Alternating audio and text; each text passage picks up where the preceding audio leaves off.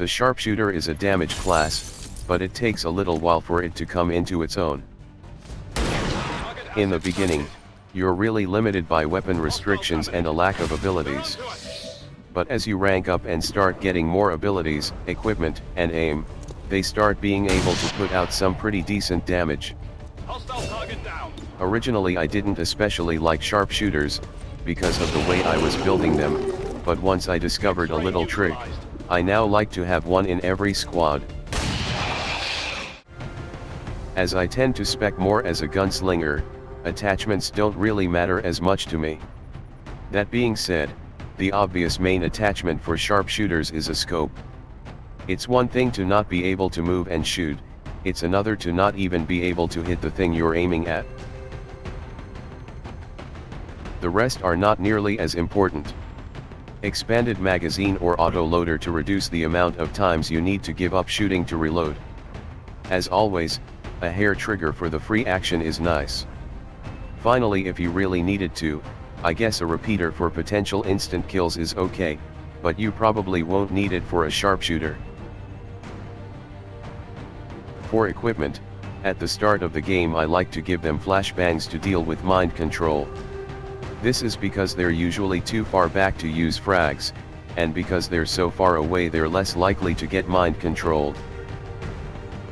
Later on, regardless of what type of sharpshooter you're going for, you want to put on a set of light armor.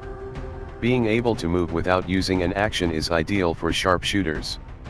Then you want to load up with your special ammo of choice. For me, that's blue screen rounds, because a lot of the mid to late game enemies are weak to it. I've heard others say they prefer armor piercing, whatever works for you. The two ability branches are Sniper and Gunslinger. Sniper doubles down on the rifle for long range, whereas Gunslinger focuses more on close quarter pistol abilities. The Sharpshooter has two base abilities. The first one is Squadsight. This lets you target any enemy your squad can see, even those the Sharpshooter can't see directly, as long as you have a clear line of sight between you and them. This means you can potentially shoot across the entire map. It's just that the further away from your target you are, the lower your chance to hit gets. Otherwise, this is just one of the benefits you get from not being able to move and shoot. This combines really well with scouts like Phantom Rangers or Reapers, because you can take a shot at enemies long before they can even see you. Especially turrets, which can't move or do anything to stop you. The other base ability is Fire Pistol, which lets you take a regular shot but with your pistol. It doesn't work with Squadsight, but you are able to move and shoot with it. The starting pistol only does 2 to 3 damage, which doesn't sound like a lot, but it can be pretty good in certain cases. You can use it to finish off weakened enemies, whereas most other weapons would be overkill. It shares a range table with shotguns, which means it's very easy to get it to 100% accuracy in close quarters. Finally, it doesn't take any ammo, so you never have to reload it. All of this means that sharpshooters are especially good on lost missions, where you have a lot of 2 HP enemies swarming you and the sharpshooter can just keep shooting and shooting. For main abilities, at Corporal you start off with Long Watch and Return Fire. Long Watch is a passive ability that lets you take overwatch shots from Squadsight. This is useful because usually your sharpshooter is set up in a good position and you don't want to have to move them in order to take an overwatch shot. A cool thing you can do with this ability is to use a scout to find an unactivated pod, and then put your sharpshooter on overwatch. If the pod moves, then the sharpshooter will take a shot. If it hits, then the pod will activate and scatter, allowing you to potentially get more overwatch shots. If it misses, then the pod won't react and you can try again. It just gives you a little more flexibility with your sniper rifle. Return Fire is the other passive ability. This one lets you take a reaction shot with your pistol against the first enemy that attacks you in a turn. Free damage is always nice, but there's a lot of caveats to this ability. First and foremost, before you can even proc this ability, you need an enemy to attack this unit specifically. Considering your sharpshooters are usually towards the back of your squad, this is pretty unlikely. Also, you're normally trying to kill all of the enemies before they even get a turn anyway. Next, if it's a ranged attack, then a lot of the enemies that trigger this ability will be in cover, making it a very low percentage shot. Finally, the shot only happens after the enemy's attacked, so you may end up stunned or dead without even being able to use it. All of this makes for a very situational ability, just to be able to throw out one extra pistol shot during the enemy's turn.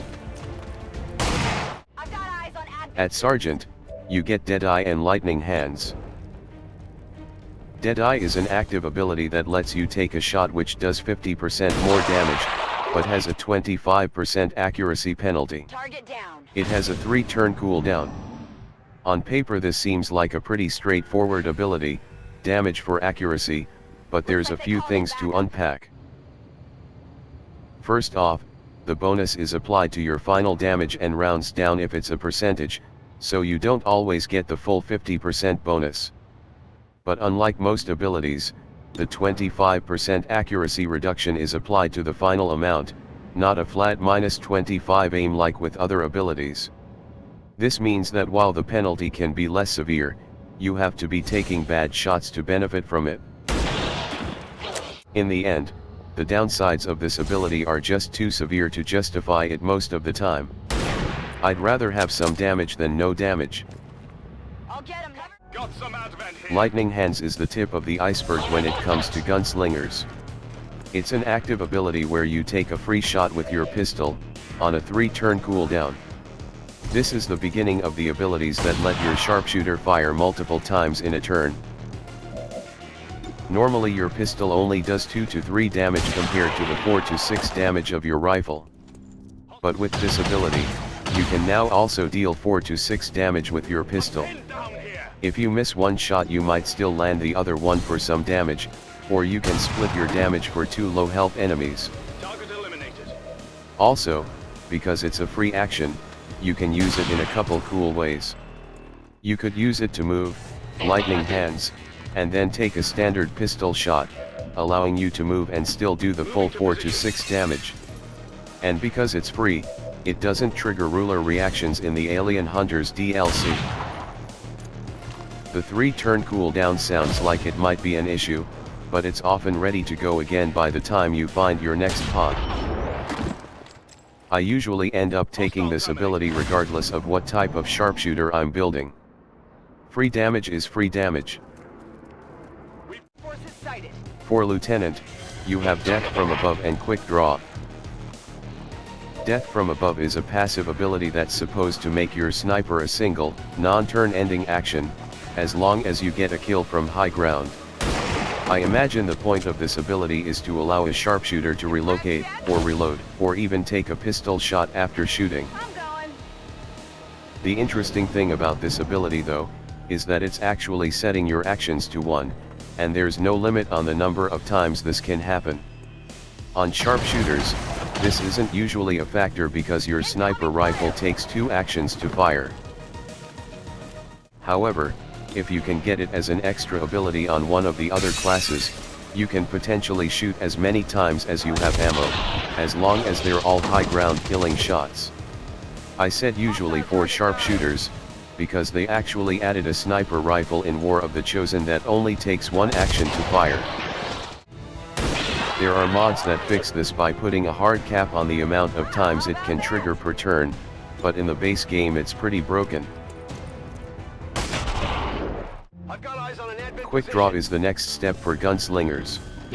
It's a passive ability that simply makes it so that firing your pistol is not a turn-ending action, meaning you can now shoot twice in 1 turn. Combined with Lightning Hands, this means you can occasionally shoot 3 times in a row. Like before, you can choose to split your damage between multiple weakened targets, or focus it all on a single enemy.